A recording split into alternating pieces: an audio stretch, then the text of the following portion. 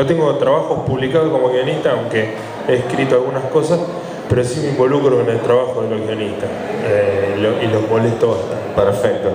Entonces está bien decirte dibujante, por ejemplo. O sea, buenísimo.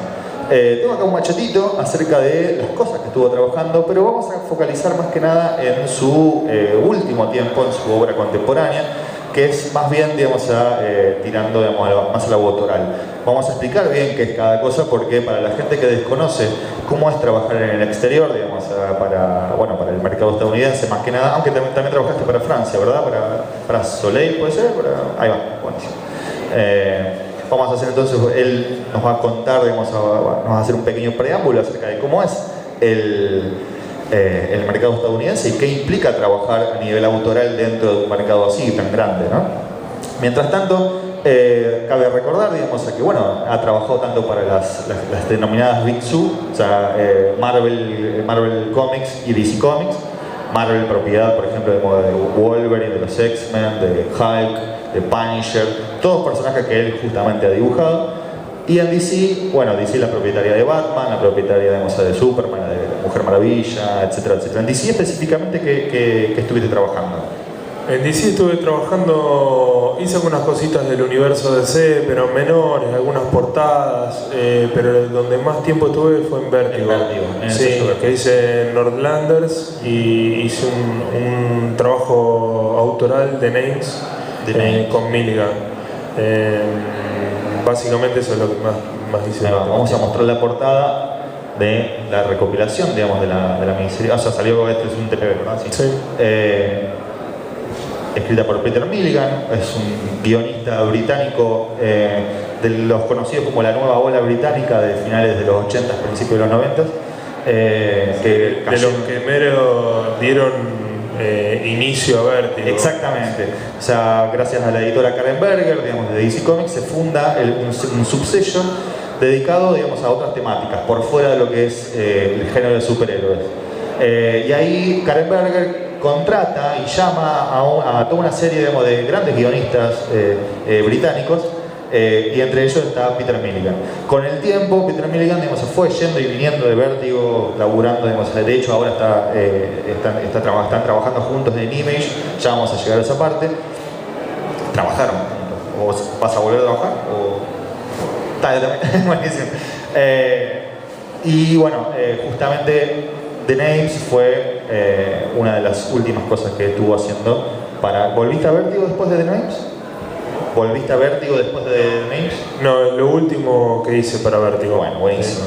Y después, justamente dentro de lo que es el costado por ahí más autoral, hay que destacar justamente The Discipline, que lo tenemos aquí, con también guiones de Peter Milligan, ya nos va a contar en qué consiste. Y esta última obra, The Board, junto con Greg Rucka. Greg Rucka es otro gran guionista, promotor, digamos, o mejor dicho, revolucionador, entre comillas, de muchos personajes conocidos como Mujer Maravilla, como Batman, ¿verdad? Y ha trabajado justamente en esta obra que quizás es más personal y también nos va a contar un poquito en qué consiste. Leandro, vamos mínimamente, ¿cómo empezaste? Bueno, como todo dibujante, empecé desde muy chico divirtiéndome mucho dibujando. O sea, el dibujo siempre fue un juego para mí cuando era chico. Era un chico que hacía las cosas que hacían todos los chicos, no es que era alguien que estaba todo el día encerrado, todo lo contrario. Pero disfrutaba mucho de dibujar hasta que llegó un momento en el que quise hacer un poco más. También hacía música cuando era chico, siempre estaba relacionado con el arte. Y bueno, buscando un poco, cuando tenía 13 años más o menos, tuve la oportunidad de visitar a Roberto Fontana Rosa en su estudio. Y bueno, fui y me acuerdo que me abrió las puertas de su estudio, a través de un amigo conseguí que me reciba todo. Y ya llegar a ese lugar me encontré con una cosa mágica, o sea, lo lindo que era el lugar, lo interesante que era, todo. Digo, yo quiero trabajar de esto. Entonces empecé a ver de qué manera podía mejorar. Fui a un taller de historietas de Marcelo Brusina en Rosario Más adelante comencé a estudiar diseño gráfico, que si bien es otra actividad, venía por el lado de la gráfica. En esa época empecé a trabajar de asistente de Eduardo Rizzo, hasta que pude empezar a publicar mis primeras historietas en Italia. Entre paréntesis, Eduardo Rizzo es, bueno, el que no conozca, es un dibujante cordobés, de hecho, nació en Córdoba y ahora es rosarino por adopción. Responsable, entre otras cosas, de una gran obra que se llama 100 balas, y ahora actualmente se acaba de publicar el libro Torpedo 1972, en donde aquellos que conozcan, digamos, justamente la historia de Sánchez Abulí y Bernet. Perfecto, se me había colado. Van a saber reconocer justamente, digamos, una estética, digamos, bastante ligada, digamos, al policial negro, a la historia de gángster.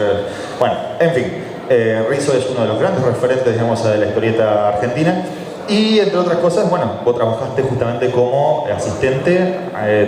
¿Te acordás específicamente en qué cómic, por ejemplo, trabajabas? Sí, claro.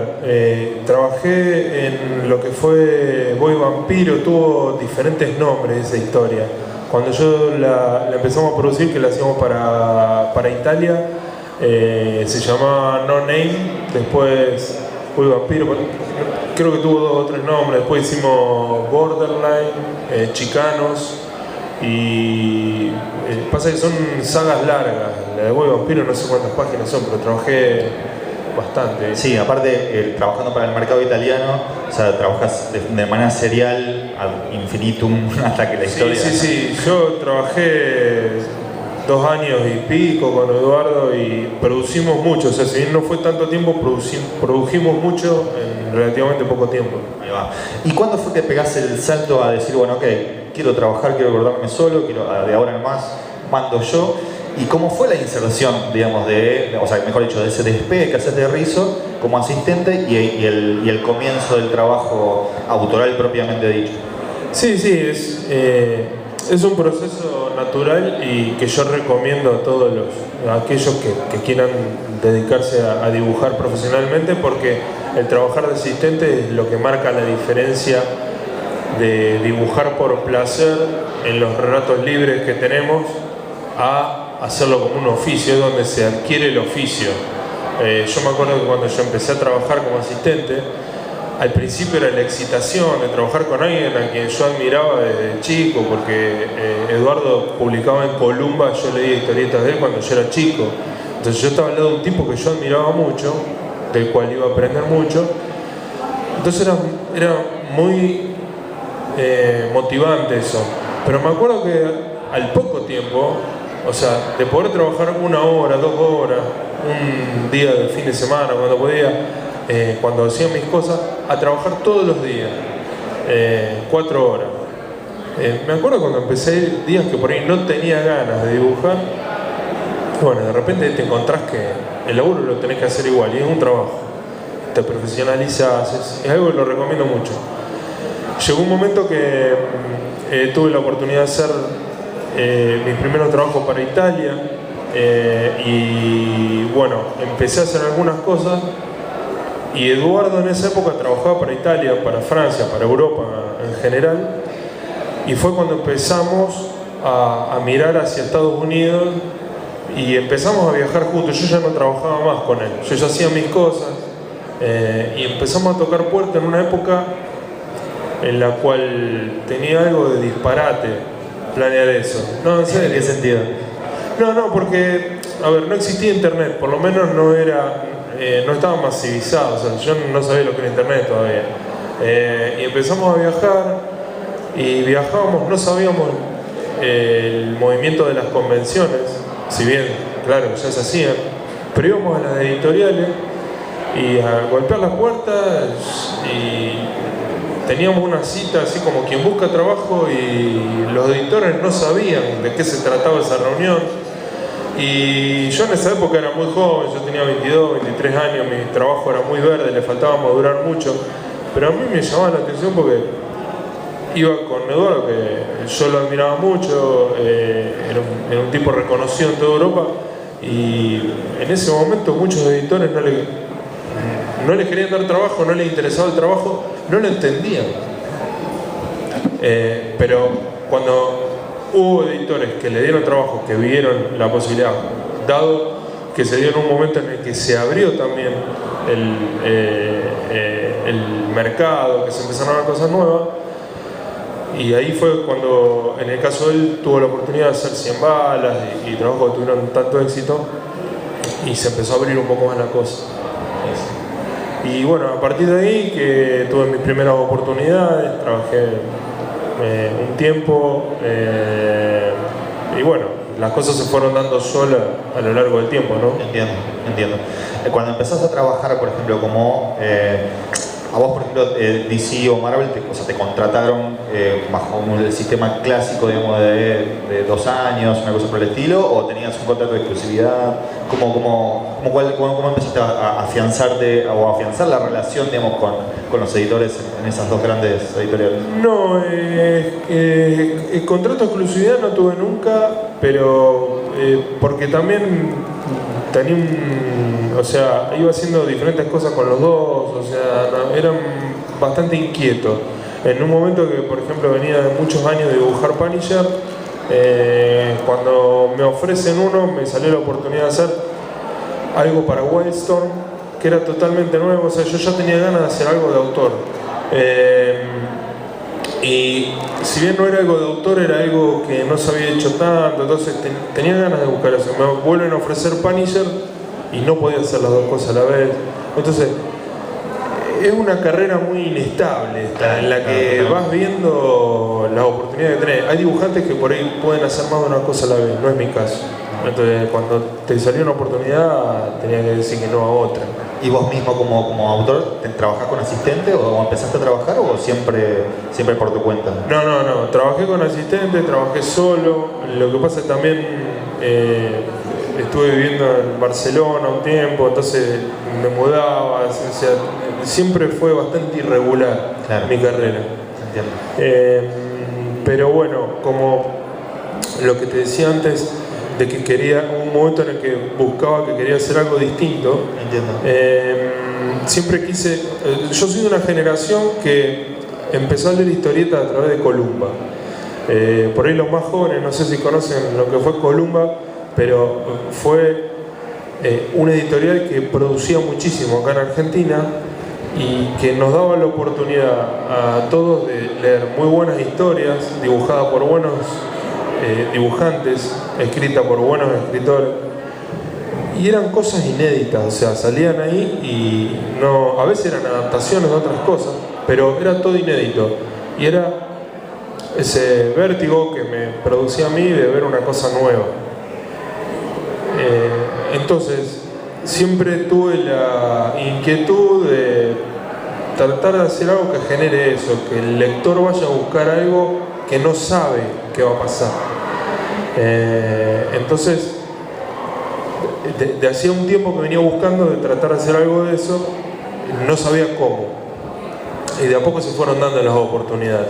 Empezás a trabajar con Rucka en Onipress, por ejemplo, ese fue como tu primer... sí, eso lo hice hace mucho tiempo. Pero Queen and Country, ¿verdad? Sí. ¿Cómo? Queen and Country. Queen and Country, sí. Ese trabajo lo hice en el 2001. Ahí va. Y es un trabajo, claro, que Greg llama a un dibujante distinto para cada arco. Y claro, ya de ahí es trabajar con un rango de libertad más grande en todo lo que se refiere. Yo rediseñé los personajes, las situaciones, todo, con lo bueno y con lo malo. O sea, hay gente que le gusta, hay gente que no, pero no me interesa que mi trabajo se pierda identidad. O sea, prefiero que no le guste a la gente a que se vea igual a cualquier otro. O sea, porque aparte es lo que me sale, es lo que me gusta mostrar. Totalmente. Vamos a pasar entonces ahora a la parte autoral propiamente dicha, ¿verdad? Por ejemplo, podemos llegar a destacar The Discipline. De hecho, esta etapa ha tenido bastante quilombo dentro de lo que es justamente la corrección política yankee. ¿Querés contarnos acerca de qué pasó específicamente con esta etapa? Zabate, ¿te interesa? Sí. esa es la historia de Peter Milligan, y bueno, es una historia que tiene es un drama, de suspenso, con algunas cosas sobrenaturales, en una atmósfera altamente cargada sexual, digamos. Lo que pasó con esa portada fue que el momento en el que sale, que se anuncia este título, fue para un evento en Seattle, que la convención Emerald City de la ciudad de Seattle en Estados Unidos. Entonces quienes organizaron el evento, no sé bien quién fue que tomó la decisión de poner esta imagen, que era un lanzamiento de ese momento, en las impresiones de los badge, de las acreditaciones que usa todo el mundo, colgada acá, para uno de los, creo que para el domingo, no sé qué día era. ¿Qué pasó? Esto acá es un libro para una audiencia adulta, o sea, está categorizado para, no se lo pueden vender a menores, por ejemplo. Y saltaron madres o gente preocupada diciendo de que la imagen podía llegar a interpretar una imagen de acoso, de violencia sexual, que en realidad no fue nuestra intención ir por ese lado. Las interpretaciones siempre son subjetivas, pero eso generó un revuelo importante. Cayó por todos lados, ¿no? Sí, yo me acuerdo que hubo bastante quilombo. Sí. De hecho, digamos, The Names, si podemos volver un poquito para atrás, también es polémico, porque habla justamente, digamos, de toda de cuestiones económicas, del apocalipsis, digamos, económico. Sí, eso, la cosa surge después de la gran crisis financiera. Exacto, ¿no? Del 2009, con todas las cosas que surgieron atrás de eso. Y bueno, tiene una cuestión de complot, o sea, qué es lo que pasa atrás de esas cosas, qué fuerzas mueven eso. Y también hay sexo involucrado, es una historia compleja. Sí, con Milligan siempre va a haber o droga o alguna tetita por ahí. En un mundo retorcido. O sea, yo lo que digo siempre es, yo soy dibujante de historieta, y lo digo con este orgullo, de decir, cuando intentan ponerle un rótulo más pretencioso a mi profesión, ilustrador, artista, no, dibujante de historieta, es muchísimo eso. O sea, a mí me cuesta un montón hacerlo. Entonces le digo, pero ¿cuál es la diferencia de decirme dibujante de historieta a ilustrador? Sí, yo hago ilustraciones, pero hace unos años hice, por ejemplo, un libro que se llama Far South, que lo hicimos con el escritor Rodolfo Santullo, para que se haga acá en Argentina, en Uruguay, pero acá en castellano lo producimos acá. De hecho, cuando me puse a hacer eso, ni teníamos en vista cómo lo íbamos a hacer, ni si nos iba a dar plata o no, lo queríamos hacer para que lo lean. ¿Por qué? Porque mucha gente conoce mi trabajo, gente que por ahí no lee historieta, pero amigos, gente de la publicidad, que yo he hecho publicidad, sea de diseño gráfico, de todo, y ven mis dibujos. Pero yo le digo, a mí me gustaría que la lean la historieta, porque lo que yo hago es contar.